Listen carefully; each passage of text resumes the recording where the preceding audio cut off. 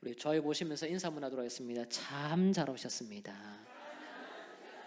네, 함께 예배드림이 복입니다. 인사하겠습니다. 네, 오늘 말씀을 통해서 여러분의 위로가 또 소망이 주어지는 소중한 은혜의 시간 되길 주 이름으로 축복합니다. 여러분 2024년을 살면서 가장 힘들었던 순간은 언제였습니까? 한 해가 시작되면 신년부터 일이 항상 풀려지리라는 기대를 갖고 있지만 처음부터 꼬일 때도 있습니다. 그러나 평안하게 가다가 무언가 문제들이 돌발적으로 생길 때도 제법 많습니다. 저도 한 해를 돌아보면요, 저희 양가 어른들 그리고 저희 집안에 골고루 다양한 사건들이 너무나도 많았습니다. 작년까지는 경험하지 못했던 다양한 일들을 많이 했던 것 같아요. 그래서 상반기 때는 시간이 어떻게 지나갔는지 모를 만큼 너무나도 정신이 없었던 것 같습니다. 그러면서 또 사역에 집중을 해야 하니 굉장히 한편으로 더 돕지 못한 것에 대한 아쉬움도 있고 또 하나님 앞에도 죄스러운 마음이 생기는 것 같습니다. 그러나 다행스러운 것은요, 여러분이나 저나 다양한 어려움들이 있었지만 하나님께서 이 자리에 앉게 하셨다는 겁니다. 11개월을 지나서 한 달 남은 첫날에 하나님 앞에 나와서 예배 드릴 수 있도록 인도하신 것은 우리의 노력이나 우리가 잘해서 이곳에 있는 것이 아니라 하나님께서 신앙을 지켜주셨기 때문에 우리가 이 자리에 있는 것입니다. 우리 스스로도 유혹을 피하고 이겨내고 감당해야 될 우리의 몫이 있지만 그것 또한 하나님이 힘을 주셨기 때문에 우리가 이 자리에 있음을 꼭 기억해야 될 줄 믿습니다. 그래서 모든 상황은요, 하나님의 은혜다라고 고백을 하게 되는 겁니다. 한번 다시 따라할까요? 은혜입니다. 네, 크게 하면 은혜입니다. 네, 은혜입니다. 이스라엘 백성들에게도 굉장히 힘든 시기들이 많았습니다. 여러분 신앙생활 하시면서 구약 성경에 대해서 많이 읽으시고 또 이스라엘 백성들의 어려움을 많이 보셨을 것입니다. 우리가 흔히 생각할 때의 백성들에게 있어서 어려움은 아마도 이스라엘 백성들에게 해외에서 다른 나라가 침략했을 때라고 생각을 합니다. 그리고 북쪽 이스라엘 백성들은 아수르에게, 남쪽 이스라엘 백성들에게는 바벨론이 침공했을 때 그때에 꼼짝할 수 없는 그 상황, 그것이 제일 힘들지 않았을까 생각을 합니다. 때론 이 침략에서 머물지 않고 포로로 잡혀갔을 때에 그때에 이 백성과 국가와 모든 이 하나님의 선밀이라는 정체성을 잃었을 때 그때 제일 힘들었지 않았을까라는 생각도 한번 합니다. 물론 그 시간은 백성들에게 정말 힘든 시간이었습니다. 아마도 하나님께도 그 시간은 참아 보기 어려운 힘든 시간이었을 겁니다. 자기 자녀와 백성이 힘드니 하나님께도 얼마나 힘들겠습니까? 자녀가 아프니 얼마나 하나님도 마음이 시리고 아팠겠습니까? 그런데 저는 개인적으로 백성들이 침략을 받을 때 그리고 포로로 잡혀갔을 때보다 더 힘든 그리고 하나님께 더 힘든 시간이 있었으리라고 저는 생각이 듭니다. 그 시기가 언제냐면 바로 하나님의 말씀을 버렸을 때입니다.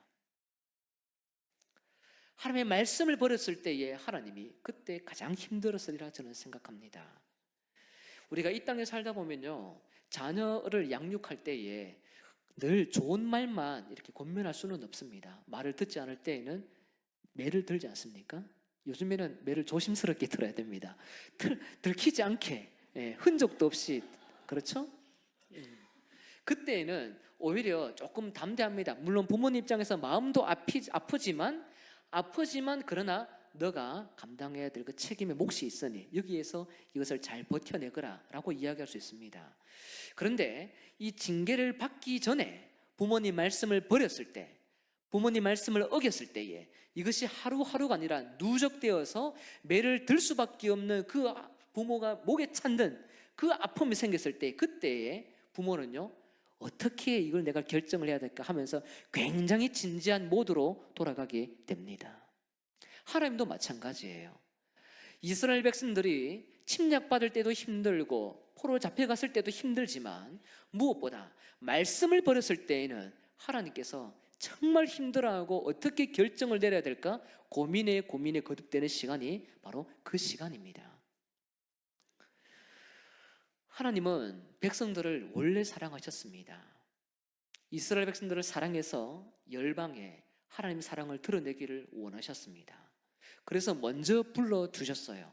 그럼 우리가 잘 아는 것처럼 열방의 복이 되기는커녕 하나님의 말씀을 버렸습니다. 율법을 버렸습니다. 이웃을 버렸습니다. 동족을 버렸습니다. 백성들이 패망한 이유는 다름이 아니라 하나님 말씀을 버렸기 때문입니다.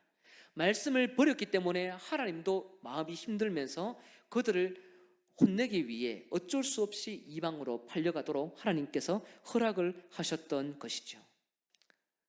그 가운데서 우리가 잘 아는 것처럼 예레미야서를 보면 32장, 33장을 보면요, 하나님께서 이 시드기야 마지막 왕 때에, 그때에 이 바벨론이 침략을 해서 선지자를 시위대 뜰에 가두기도 하고 이 백성들로 하여금 하나님 앞에 더 이상 나아가지 못하도록 책망하는 일들을 허락하겠습니다. 하나님께서는 이 상황이 될 때까지 굉장히 많이 참으셨어요. 참을 만큼 참았습니다. 그러나 더 이상 참을 수 없는 상황이 되었습니다. 그동안에는 자신의 편리대로 살았고 어떤 사명이 제대로 된 하나님의 사명인지 모르고 자기가 주인이 되어서 마음껏 살아갔습니다. 자기 소견이 따라서 그렇게 살아갔습니다. 흥청망청 먹고 살아갔습니다. 정의와 공의는 사라진 지 오래였습니다. 백성들을 돌아보고 이웃들을 돌아봐야 될 그 백성의 책임, 그것은 버려진 지 오래였습니다. 여기서 과연 하나님은 어떠한 일을 해야 될까요? 이것까지도 바라보면서 100년, 200년 더 참아야 될까요? 하나님은 선지자를 시위대의 뜰에 갇히는 것, 느부갓네살을 통해서 시위대의 뜰에 갇히도록 선지자를 시위대의 뜰에 넣는 것을 허락했습니다. 사실 저는 이럴 것 같아요. 우리는 교회를 사랑하고 교회 공동체를 사랑하기 때문에 교회가 핍박을 당하면 하나님께서 지금 당장이라도 교회를 건져주기를 기대하고 있습니다. 그렇지 않습니까? 특별히 앞에 서 계시는 목사님 그리고 중직자 있으면 더 그들을 보호해달라고 요청하는 것이 마땅하다고 여깁니다. 그런데 그것조차도 더 이상 허락을 할 수 없는 그들이 오히려 시위대 뜰에 갇히는 것을 허락하도록 하나님은 일을 하실 수밖에 없는 지경, 그것이 바로 예레미야 33장의 내용 사건이었습니다. 우리가 생각했던 그 길에 이 선지자가 시위대 뜰에 갇혔으니 건짐받아야 될 것이 정상이라고 생각이 들지만, 그러나 하나님은 그 일을 허락하지 않습니다. 구원해 주지 않습니다. 건져주지 않습니다. 어떻게 보면 말씀을 전하는 사람이니 그 사람이 갇히면 백성들에게는 더 이상 소생할 수 있는 길이 없습니다. 사실은 선지자가 말하기 전에 이미 백성들은 하나님의 말씀을 버렸기 때문에 소생할 만한 가치 능력을 상실했습니다. 그러니 백성들이나 선지자나 똑같이 더 이상 하나님 앞에 더 큰 백성으로서의 역할들을 하는 일을 다 상실했습니다. 능력을 상실했습니다. 한번 따라볼까요? 능력을 상실했다. 회심 불가한 상황입니다. 이제는 더 이상 일어날 수가 없습니다. 이 모든 뜰 가운데에서 하나님께서 이제 일을 하기 시작합니다. 예레미야 33장 1절입니다. 화면 보시면서 함께 읽도록 하겠습니다. 시작. 예레미야가 아직 시위대 뜰에 갇혀 있을 때에 여호와의 말씀이 그에게 두 번째로 임하니라 이르시되 아멘. 선지자가 시위대 뜰에 갇혔다라는 것은 하나님의 말씀이 갇힌 것입니다. 하나님 자신이 갇힌 것과도 비슷하다고 이야기를 할 수 있을 것 같습니다. 선지자를 통해서 하나님의 음성이 백성들에게 선포되어야 되는데 선지자가 갇혔으니 더 이상 하나님은 일을 하실 수 없을 것 같습니다. 말씀이 무너진 시대, 말씀이 갇혀진 시대, 어떻게 여기서 하나님은 구원을 일으켜낼 수 있을까요? 하나님은 자신의 이름을 가장 경배받도록 백성들을 부르셨고, 또 그렇게 해서 백성들을 통하여 열방으로 하여금 하나님의 뜻을 선포하기를 원하셨는데 이 모든 것이 무너졌습니다. 하나님은 과연 여기서 구원이라는 것을 만들어낼 수 있을까라고 희망 자체가 우리에게 전혀 없는 것처럼 느껴지게 일하고 있습니다. 하나님은 과연 일을 못하실까요? 참 신기하게도 이 시위대 뜰에 갇혀 있을 때에 하나님 말씀이 임합니다. 아무도 더 이상 일을 하실 수 없을 것 같은, 지도자도 하나님도 말씀도 더 이상 일할 수 없는 이 영역 속에 하나님은 음성을 선지자를 통해서 들려주십니다. 2절 3절 함께 읽도록 하겠습니다. 시작.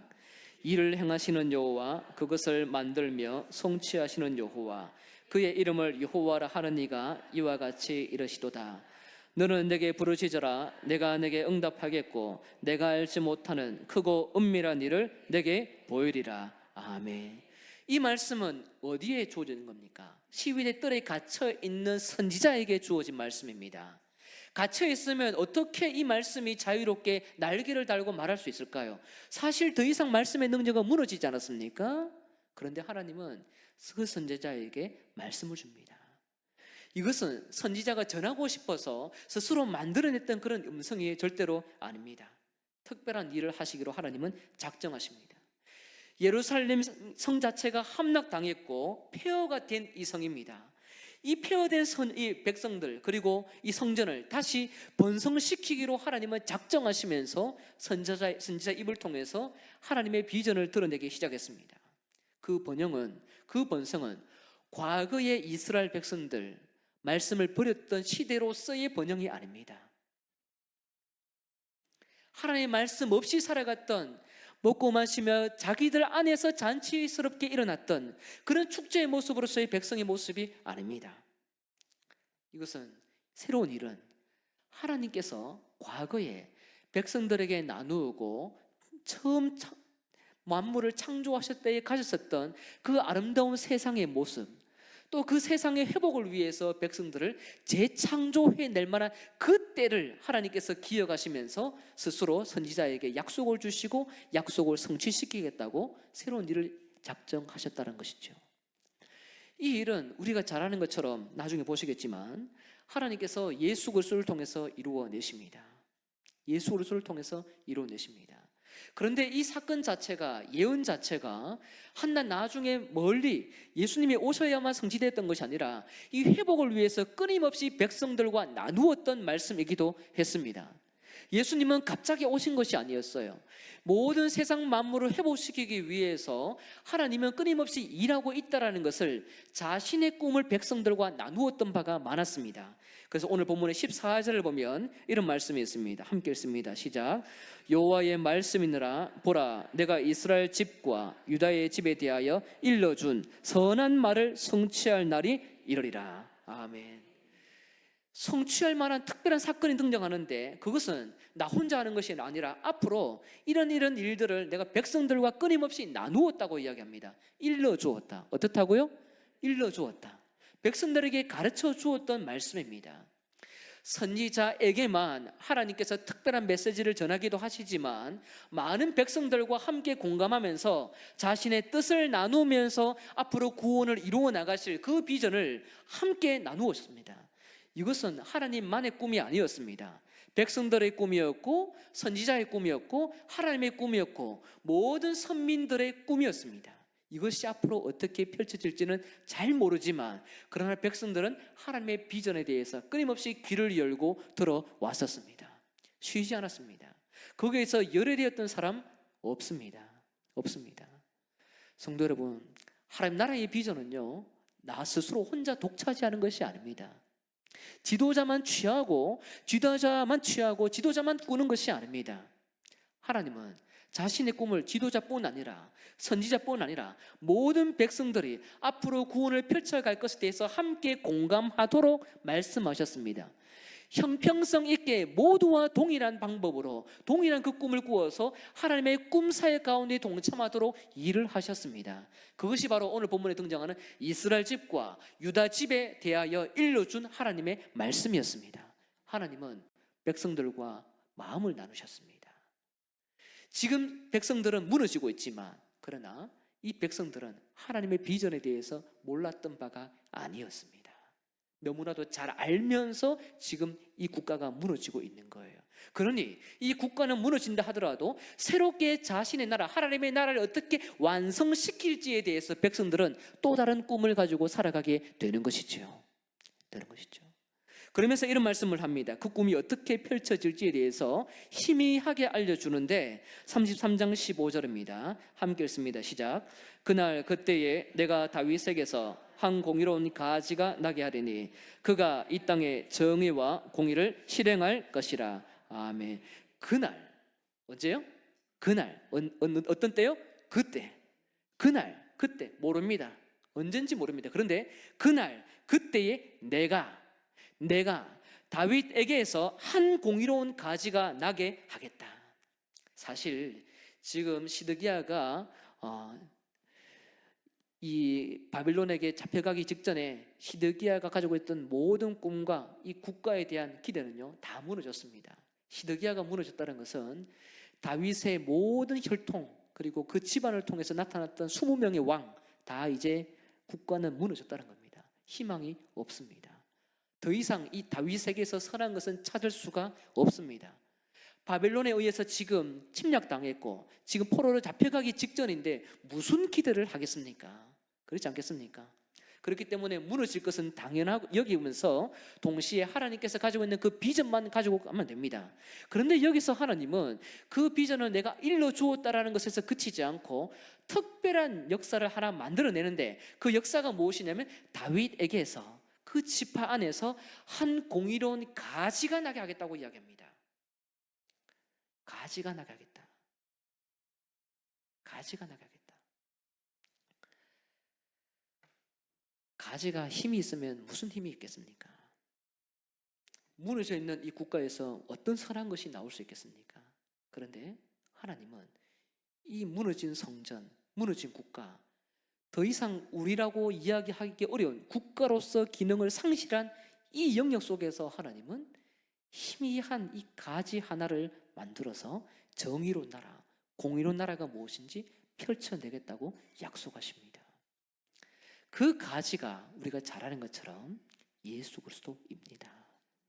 그 예수 그리스도는 희미한 가지를 통해서 이 땅에 오셨습니다. 처음에 이 땅에 오셨을 때 짠하고 나타나신 것은요 많지 않습니다. 복음서마다 예수님께서 이 땅에서 선포하신 내용이 살짝 다르면서 등장하는 방법도 다릅니다. 마가복음에서는 예수님이 성인으로 등장합니다. 그러면서 하나님 나라가 가까이 왔다라고 짠하고 말씀하십니다. 그러나 다른 복음서는 다릅니다. 예수님의 사역은 정말 힘이 없어 보입니다.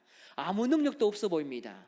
그리고 또 예수님께서 사역하신 그 장소도 지역도 아주 촌에서 주목하지 않는 그 영역 속에서 예수님은 사역을 시작합니다.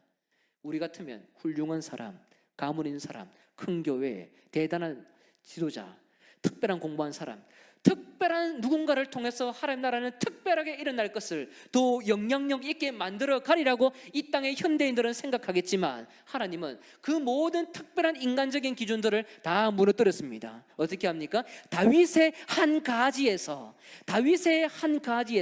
하나님의 정의와 공의가 꽃이 필 수 있도록 일을 하셨습니다. 그래서 예수님을 믿는 사람들은요 특별함을 추구하지 않습니다. 오히려 이 땅 가운데 백성들을 선택하셨을 때에 말씀하셨던 정의와 공의, 하나님의 율법의 정신이 무엇인지에 대해서 끊임없이 공부하며 그 율법의 정신을 아무도 보는 이 없는 그 장소에서 펼치면서 살아가는 것이 바로 다윗의 가지에서 나온 예수 그리스도의 백성의 사람이라는 것입니다. 이 약속은 선지자가 시위의 뜰에서 자기가 입으로 말하고 자기가 그것을 믿어야 했을 겁니다. 그러나 제가 만약에 그 옆에서 그런 이야기 들었으면요 그 약속은 의미가 없다고 봤을 것 같아요. 왜냐하면 국가가 무너졌는데 무슨 선한 일들이 나타나겠습니까? 그러나 그 일을 이루신 분이 하나님이십니다. 그래서 약속이라는 것은요 무너지지 않는 거예요. 약속은 절대로 무너지지 않습니다. 이 약속대로 일을 행하시는 그 하나님은 선지자가 기대하지 못한 방법으로 이 땅에 예수님을 보내어 주셨습니다. 이 구원에 대해서는 천사도 놀랬습니다. 아무도 기대하지 못했던 방법으로 이 땅에 육신의 옷을 입고 오신 분이 바로 하나님 자신임을 믿으시길 바랍니다. 하나님의 약속은요 가두어도 무너지지 않습니다. 갇히지 않는 것이 하나님의 약속입니다. 하나님 말씀을 하나 읽고 마치도록 하겠습니다. 빌립보서 1장 12절입니다. 빌립보서 1장 12절입니다. 함께 읽습니다. 시작.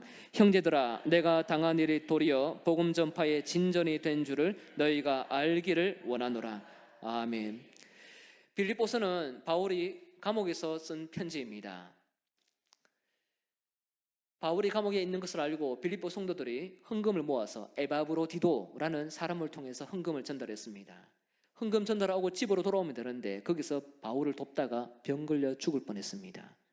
괜히 수고하다가 죽을 뻔했습니다. 그런데 하나님이 살려줬습니다. 그리고 이 헌금에 대해서 에바브로디도의 이 수고에 대해서 교회의 마음에 대해서 굉장히 고마우면서 편지를 씁니다. 영수증의 의미가 있습니다. 빌립보서는 영수증입니다. 영수증인데 영수증이면 가장 먼저 저라면 이렇게 쓸 것 같습니다. 후원금 해주신 거 너무 고맙습니다. 이 말을 해야 되는 것이 정상입니다. 그러나 빌립보서 초반을 보면 금액에 대해서는 기록하지 않고 4장 가야 마지막 장 가야지 나옵니다. 처음에 어떻게 이야기합니까? 자기는 감옥에 갇혀 있지만 그런데 오히려 내가 갇힌 것이 복음 전파의 진전이 되었다. 복음 전파의 진전이 되었다. 나는 갇혀 있지만 이 시위대 뜰 밖으로 안으로 많은 사람들이 복음을 믿는 일들이 나타났다. 두 가지 방법으로 나타났습니다. 바울이 감옥에 갇힌 것을 보고 어떤 사람들은 선한 마음이 생겨가지고 더 열정적으로 복음을 전하는 일이 생겼습니다. 그리고 어떤 사람들은 바울이 감옥에 갇힌 것을 알고 이때다라고 하면서 우리 편의 복음을 빨리 전하자라고 생각했던 사람들도 나타났습니다. 그런데 어떤 방법으로 복음을 전한다 하더라도 바울은 굉장히 기뻐했어요. 보통 선교사님이 감옥에 갇히면 금식 기도회 안 합니까? 금식 기도해야죠. 누가 이때다라고 생각하면서 자기 공동체 안에 복음을 전합니까? 그런데 그런 상황이 있음에도 불구하고 바울은 기뻐했습니다. 그때 했던 말이 이것입니다. 형제들아, 내가 당한 일이 도리어 복음 전파의 진전이 된 줄 너희가 알기를 원한다. 바울은 감옥에 있는데 대사도가 감옥에 갇혀 있으면 복음 전파에 굉장히 큰 타격을 입은 것입니다. 그러나 복음은 절대로 매이지도 않고 갇히지도 않는다는 사실을 성도들에게 자랑했습니다. 금액을 보내준 것도 굉장히 고맙지만 오히려 내가 너희들을 보내준 것도 참 감사한 일이지만 그러나 너희들과 내가 알아야 될 것이 있는데 그것은 나는 갇혀 있어도 복음은 갇히지 않다라는 것입니다. 하나님은 매이지 않고 역사하시며 활동하시며 행동하시며 어떤 장소에도 구애받지 않고 자신의 모든 이 복음의 역사를 성취시켜 나가시는 분이 바로 우리가 믿는 하나님이다라고 선포하는 것이 바로 빌립보서의 내용입니다. 바라옵기는 우리 사랑하는 성도님들 한 주간 살아가시면서 또 하늘을 정리하는 한 달을 보내시면서 다양한 어려움들이 있었고 다양한 힘든 상황을 겪고 있는 중일 수도 있고 또 문제를 잠시 치워놓은 경우도 있을 겁니다. 피하고 잠시 이 자리에 도피한 분들도 없지 않아 있을 것입니다. 어떤 상황 가운데 있다 하더라도 여러분을 성도되게 하시고 하나님의 거룩한 백성으로 인도해 나가는 일에는 자신의 백성들을 챙겨내는 일에 절대로 아쉽지 않게 일을 하시는 분이 하나님이심을 믿으면서 살아가시길 바랍니다. 하나님의 복음은 매이지 않고 약속은 매이지 않고 그 다윗에게 나타난 한 가지를 통해서 지금 많은 사람들을 하나님의 백성으로 만들어내신 하나님의 역사가 여러분의 일상을 통하여 넉넉히 만들어가게 될 것입니다. 그 일을 의지하며 기도하는 마음으로 깨어서 여러분 한 주간 잘 보내시고 또 함께 뵙는 은혜로운 삶이 되시길 주의 이름으로 간절히 축복합니다. 아멘.